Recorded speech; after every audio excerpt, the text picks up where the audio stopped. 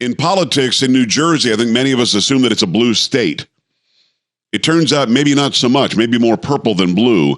And there's a guy who's running against Cory Booker for a senator from the great state of New Jersey. His name is Hirsh Singh.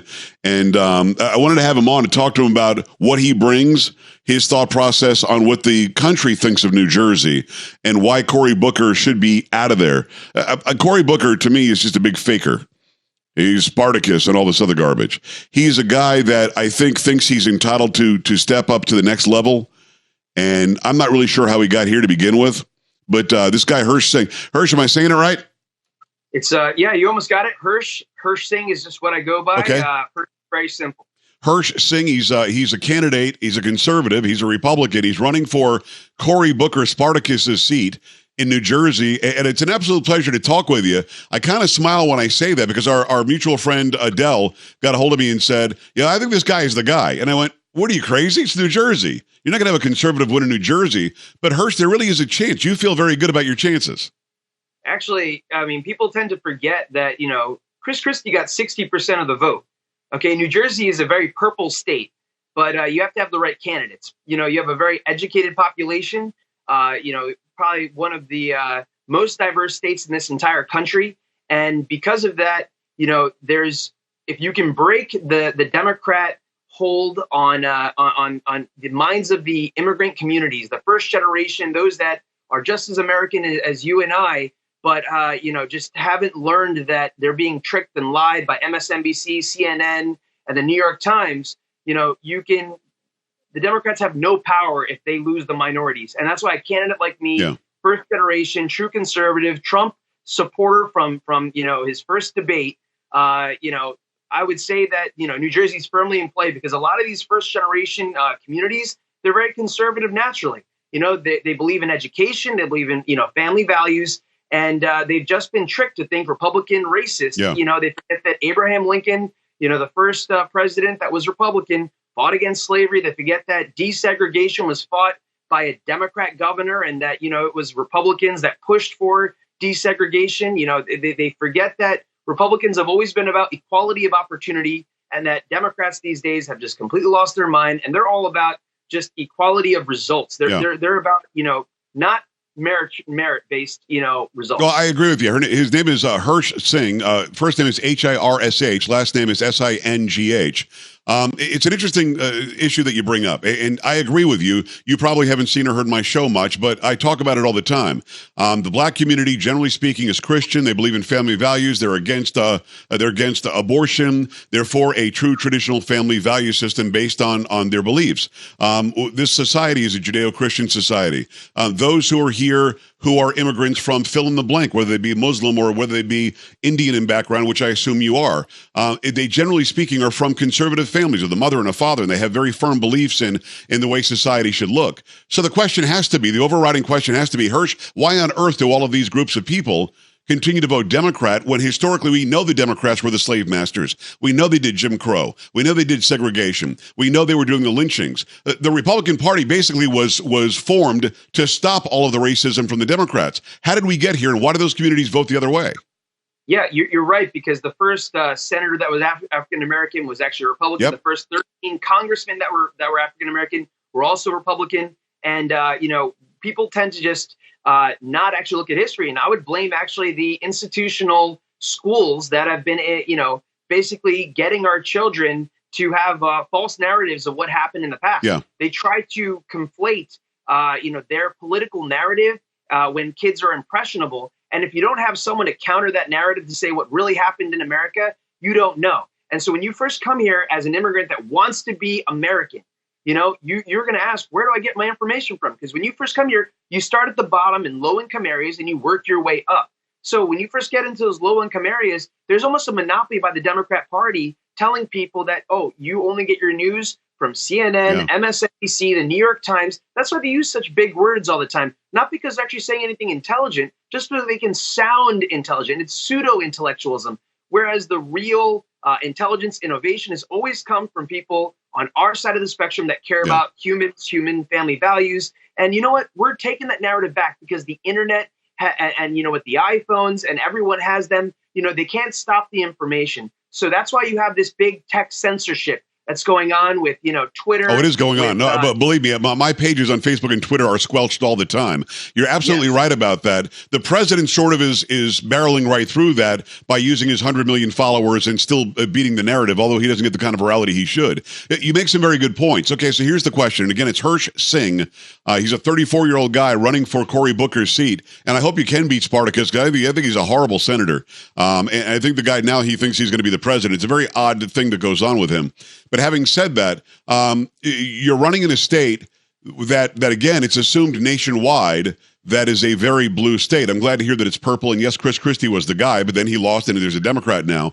And you've got Democrats. It looks like he was term limited out. He did not lose. He was term limited out, and that's why Yeah, but a Republican didn't get the seat afterwards, which is weird. Yeah. So if it really is truly a state that liked what he was doing, and he's a conservative guy, why go the other way? Maybe that's the next question. Why would New Jersey possibly give up what it had going for itself, which was pretty good, and go the other way? Is it really the information? Is that permeating, that people just buy it because somebody said it?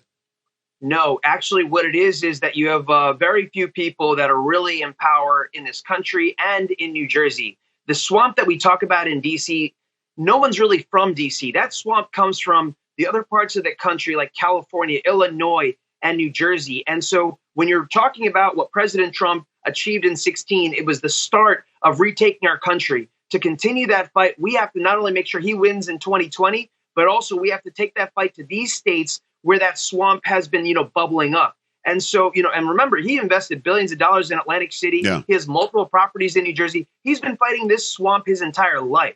So when you have, perception is reality, right? So as long as they tell you New Jersey's a blue state, everyone believes it. And only when you look at the narrative and you look at the numbers, you're like, oh, wow, this is, he got 1.63 million votes in 2016, and Hillary Clinton got 2.1 million with 2 million people that did not vote. Wow. Okay, he only needs 275,000 people to go from Democrat to Republican, and with the lowest unemployment numbers for all ethnic groups and women since the founding of the country, and the lowest, economic numbers for unemployment for all demographics since the last 75 years, I think that we have a real strong case to be made. We have to ignore the BS narrative on TV. No one watches TV anymore like they used to. Yeah. And because of that, it doesn't have the ability to do the damage it once was. Yes, CNN doesn't stop talking its lies left and right, but we don't have to worry about that because people are getting their news from other sources like their phones where they want to get it from. So what you're doing right now, you are the resistance against the fake resistance. Yeah. And I am kind of the tip of that spear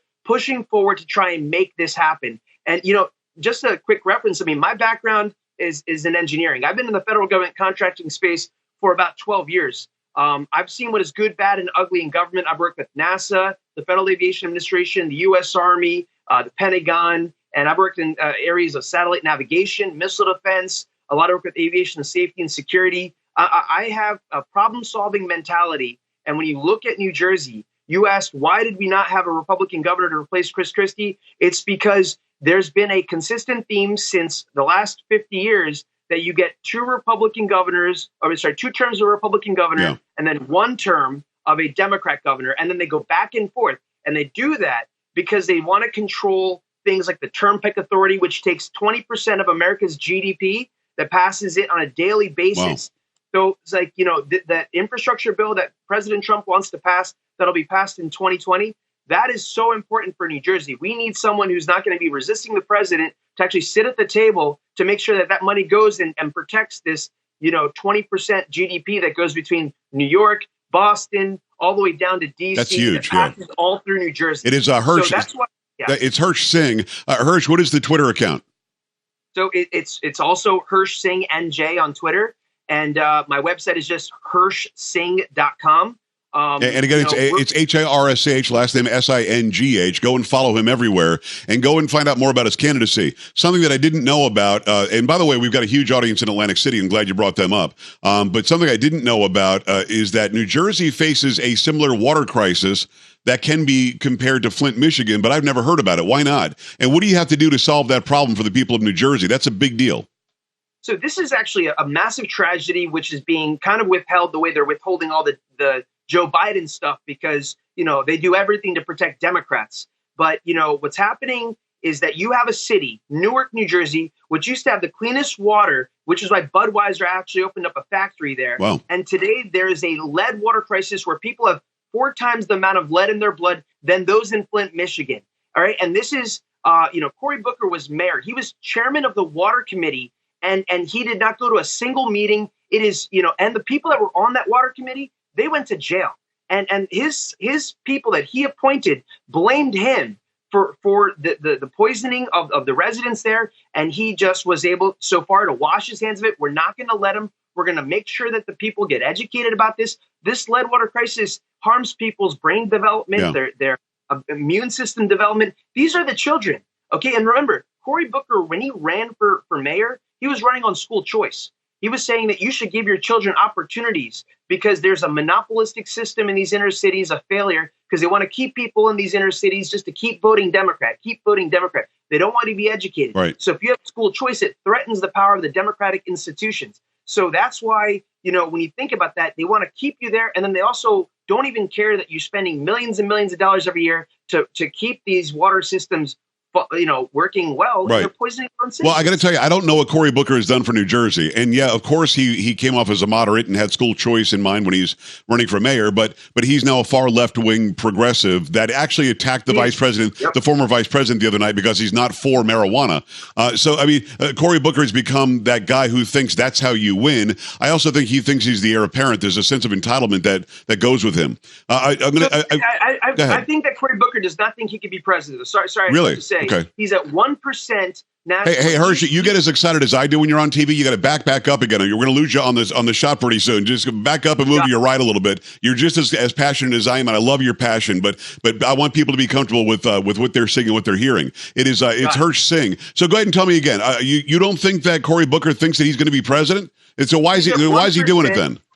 He's burning up all his cash. He's the attack dog for Joe Biden. He's praying that he's going to be the vice president for the zombie campaign. Joe Biden can't even speak words correctly. Oh, you think that he wants to be Joe Biden's vice presidential candidate? Well, he wants to be for anybody candidate, and I think he's playing the role as Joe Biden's attack dog. I got you. Well, he actually went after Biden the other day, though, on marijuana, which I thought was stupid. He actually asked him if he was high. So, the whole infighting on the left is, I think, going to be beneficial to a guy like you. But we have to make sure that people know who a guy like you is. So in the remaining minute, and I've got only about a minute, you're from New Jersey. You're a New Jersey guy. You love the state. You're doing this. Tell me, if you had to put it in a paragraph, what's the core reason why you think you need to have this seat and why you're the right guy to beat Cory Booker? I am, my name is Hirsh Singh, and, my name means happiness and joy. And when you see what this government has become, not only in DC, but also New Jersey, it's doing everything that just makes people's lives more difficult. We have the American dream under threat, and you have, people that are just so stressed out living in this state, which is the most expensive state to live in the entire country with the highest property taxes, that you need someone who actually cares about the people. I have grown up believing in one politician or another, and all they've done is let me down and everyone I care about down. If you want something done right, you got to sometimes do it yourself. So I actually ran in 2017 for governor, came in third in the Republican primary. That was my first time running for office, raised about $1 million. And the leadership kind of turned to me and said, this guy is actually pretty good. Yeah. And what I've done in 2 years is gotten to get their support. I've been endorsed by the RNC committeemen. I've been endorsed by multiple county chairmen. And now I'm trying to take my message to the people so that they understand they have a champion who's going to make their lives first. After President Trump won in 2016, I think there's a paradigm shift, and it's an opportunity now to really get this country to go in the right direction. I'm going to do my job, and I wish every other American does their job because we can win this fight. I believe you, and I hope that it happens. Do you think very quickly? Do you think the president will come and campaign for you or with you? 100%. Good. I hope that happens because when he shows up, suddenly things start changing because people pay attention. No matter what side they're on, they're paying attention. They're waiting in long lines to go and see him do things like that. I hope that he does join forces with you.